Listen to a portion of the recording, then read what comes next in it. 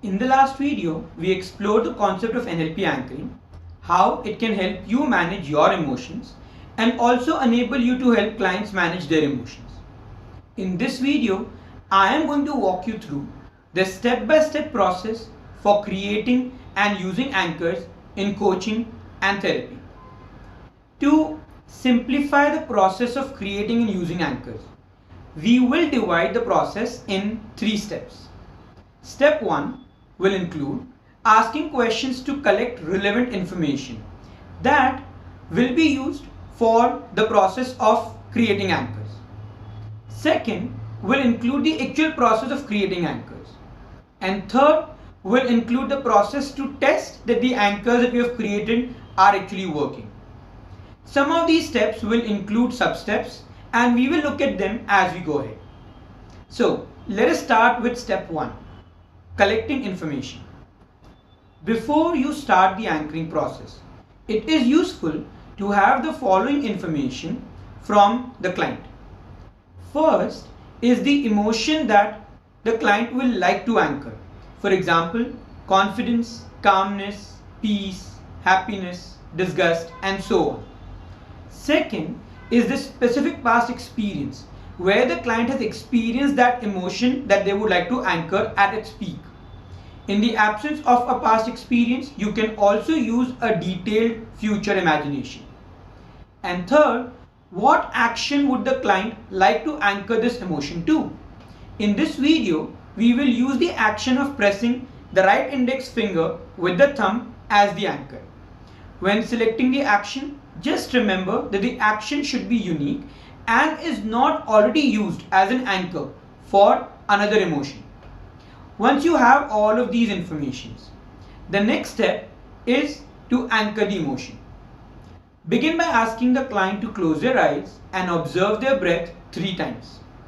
Then ask the client to go back in time in their mind to the time or the event that they had described to you. The event where they experienced the positive emotion that they would like to anchor at its peak. As the client remembers or recalls that particular experience, suggest that the experience is becoming more vivid, more real, and more intense. And ask the client to say yes once the feeling is at its peak. Once the client says yes, ask the client that whether the client is experiencing the memory in the first person or not. If not, ask the client to associate in the memory. And then ask the client to bring the index finger and the thumb of the right hand together and press it tightly. Suggest that the feeling is becoming stronger and stronger. And after a couple of seconds, suggest that every time they bring the index finger and the thumb closer and press it tightly, the way they are pressing it right now, they will experience this emotion at its peak.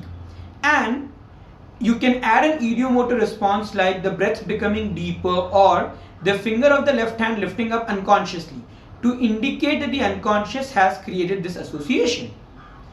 Give the client a couple of moments and then ask the client to let all the images and feelings settle down. Then ask them to rub their hands, bring the hands closer to their eyes, feel the warmth in their eyes, and then come back to the present and open their eyes wide awake. Request the client to have a sip of water after they open their eyes. And then give them some more time, create a break state, talk about other things for a couple of minutes. Then, in order to test the anchor, ask the client to close their eyes once again.